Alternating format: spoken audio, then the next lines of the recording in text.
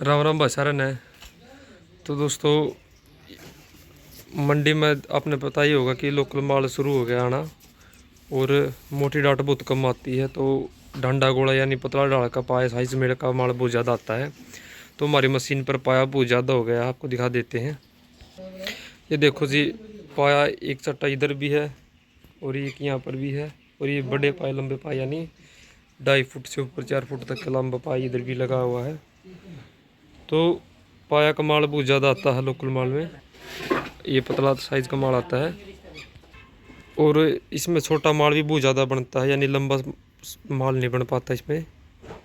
उधर भी देखो जी, लंबा माल जो है बहुत कम है, 1-2 डेंगी है। उधर 2.5-3 फुटा का भी माल है वो कोने में। ये 1.5 इंच और 1 इंची का चट्टा लगाया हुआ है।